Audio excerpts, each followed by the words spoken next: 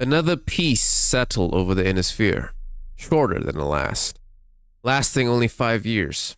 5 years of frantic rearmament by every nation. Daimar, ever the incompetent, was baffled, completely stumped on how to lead his nation's rebuilding efforts during this critical golden window. Desperate for solutions, he turned to the military, opened his doors to all ideas, and welcomed any suggestions that might give them an edge against the anticipated Davion and Merrick offensives.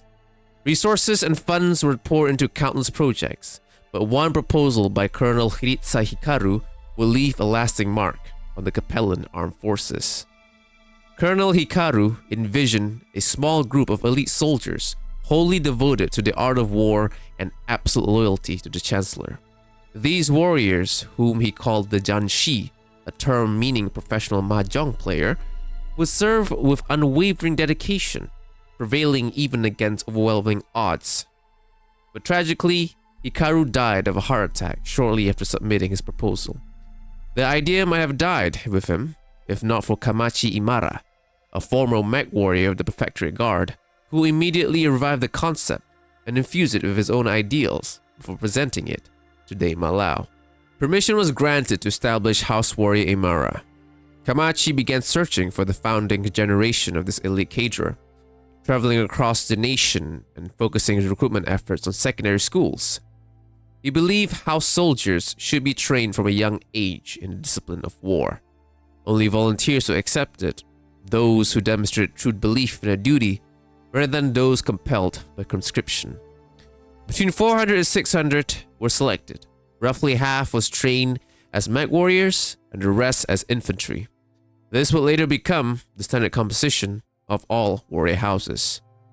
Imara then appointed personally selected officers and enlisted trainers to forge these young volunteers into professional soldiers. The regular military largely opposed the establishment of the warrior house. Many resented the idea of an elite unit operating outside standard command structures and objected to substantial resources diverted from broader military reconstruction efforts. To silence critics, Imara organized a series of simulated battles and training competitions, pitting his best against regular military forces. The trials were scheduled to run for 2 weeks, but by the end of the first week, it was obvious that the warrior house troops were superior. Some cried foul play, but their protests were ignored. In one of his final acts, and arguably the only worthwhile decision of his tenure, Dame Malau declared in 2864 that Warrior House Imara would officially enter full service. Just in time.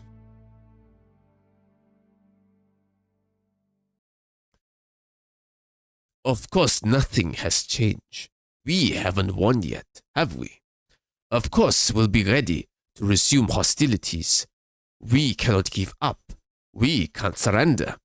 For the Confederation, the choices are fight or die.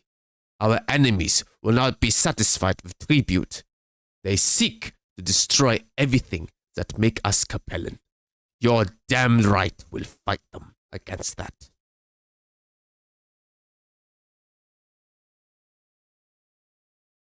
Human space once again knew peace, hoping the recent war would be the last.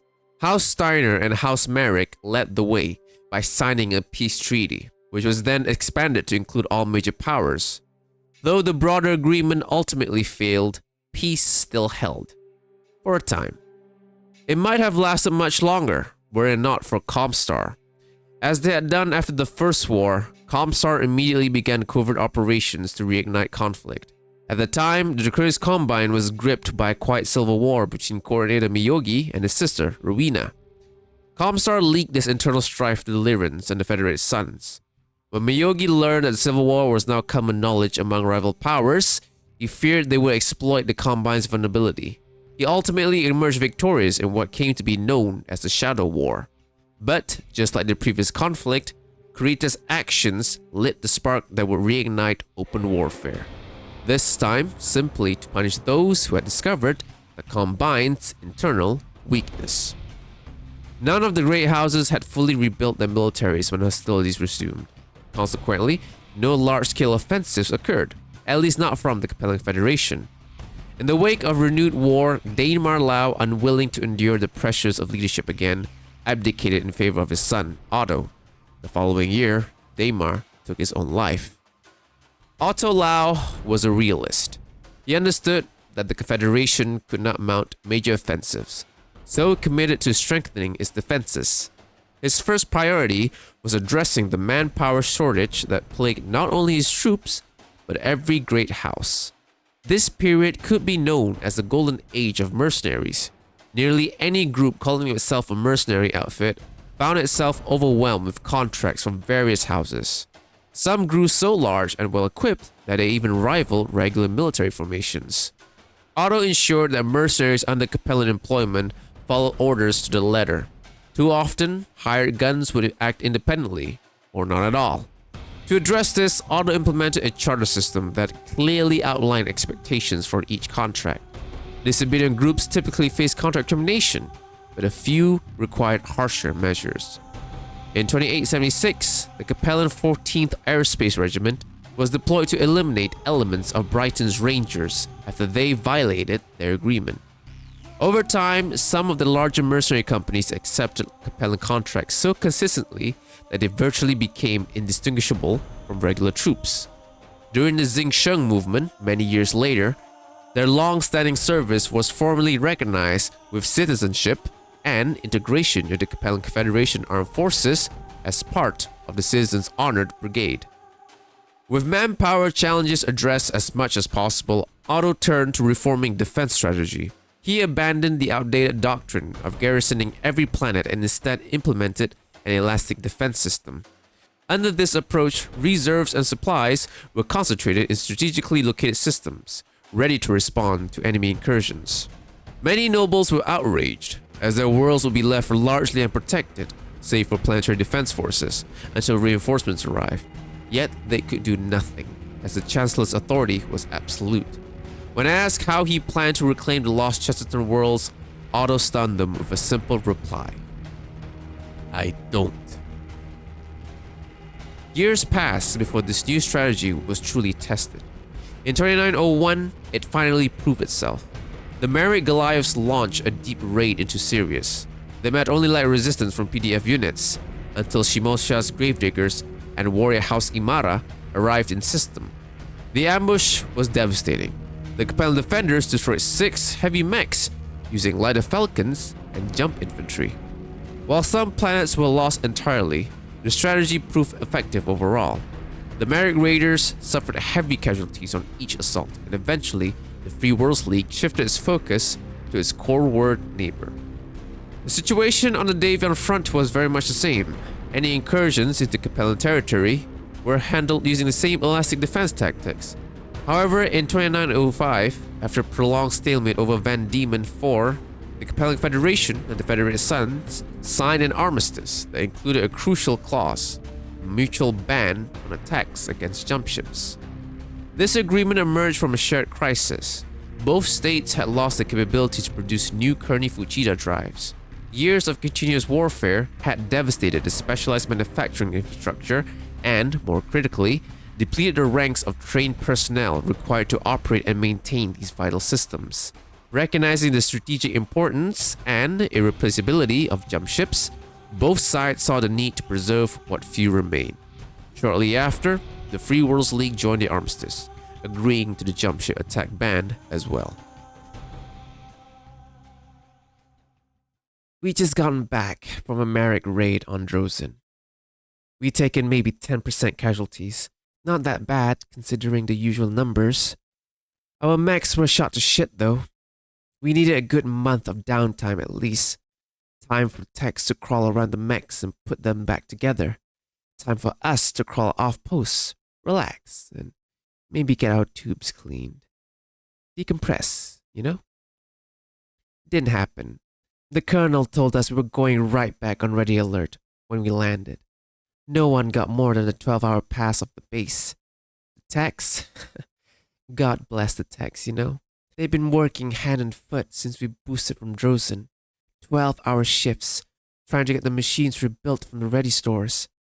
I thought they were going to mutiny, and I hardly have blamed them. My guys were all complaining. That's what soldiers do, right? We go back to the base and things start breaking. I mean, things always break. That's a soldier's job. Break things. Even the Mac boys, whose toys cost more than most of us will make in a lifetime, they're really only good at breaking things. But this was a bit much. Things like trucks were breaking, doors went missing from the junior officers' quarters. Somebody sabotaged the cooling units in the commissary. We had to eat field rations for 3 days. The colonel was livid. He stood the whole unit up for a general inspection. And then the alarm went off, and we were back on the dropship. Elastic defense and all that. Sit in place and respond whenever and wherever needed, no matter whether you're ready or not. Elastic is the opposite of that. And that's a fact.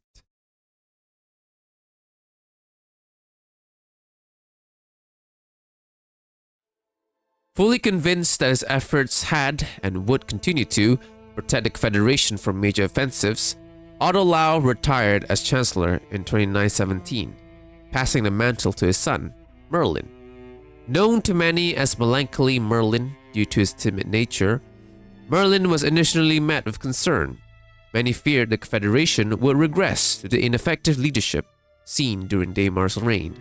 Fortunately, that fear proved unfounded. Upon assuming control, Merlin initially continued his father's policies. The CCAF was instructed to maintain an elastic defense strategy. However, it wasn't long before he discovered a hidden toll that Otto had either overlooked or willfully ignored. While elastic defense had successfully thwarted large-scale invasions, its reactive nature placed an unsustainable burden on both personnel and equipment. Soldiers were kept in a constant state of readiness with little downtime, while battlemechs and vehicles were deployed so frequently that they were rarely given time for full maintenance or repairs. This slow erosion of readiness and morale acted like a poison, gradually degrading the battlefield effectiveness of the Capellan military. The situation worsened over the years, and by the 2930s, Merlin issued new orders to frontline commanders: avoid even the smallest losses whenever possible. Elastic defense now evolved to a new doctrine: selective defense, where reaction forces would only respond to attacks on strategically vital worlds, such as key agricultural planets. This shift created vulnerabilities in Capellan space, which the Free Worlds League soon tried to exploit. The Merrics dispatched the Atrean Dragoons to strike Hashen. Stationed on the planet was a small element of McGregor's armored scouts, equipped with newly developed Capellan catapult mechs. Despite being outnumbered, they held off the superior Merrick forces for 3 days, buying enough time for reinforcements from McCrimmon's light cavalry to arrive. Together, they drove the invaders off-world, securing a hard-fought victory. In 2942, Merlin Lau fell ill. His symptoms closely resembled those of radiation poisoning. After several weeks of suffering, he died, and the mantle of Chancellor passed to his son, Tarlek Lau. Tarlek's reign was relatively brief and largely uneventful. However, it did witness a significant milestone, possibly the first offensive operation conducted beyond Capellan borders in decades. In 2943, the planet Hashen was once again attacked, this time by forces from the Federated Suns. Valentina's armored scouts and Vincent's destroyers landed and launched an assault. Much like the earlier engagement, a small contingent of catapult battlemechs, this time piloted by the Northwind Highlanders, successfully delayed the attackers until reinforcements from their warrior houses arrived. In retaliation, Tarlek ordered a deep strike into enemy territory, targeting the planet Lee. He gave precise instructions. The operation's sole objective was to capture Davion land air mechs, currently undergoing repairs on the planet. Unfortunately, Davion intelligence intercepted the Capellan command, prompting their forces to accelerate the repair timeline and prepare the LAMs for deployment. A combined force consisting of Hamilton's Highlanders and Lothar's Vasiliers launched the assault, but was ultimately repelled. Though the mission failed to achieve its goal, it laid the groundwork for a new Capellan military doctrine: targeted offensives with narrowly defined objectives, rather than broad, high-risk operations.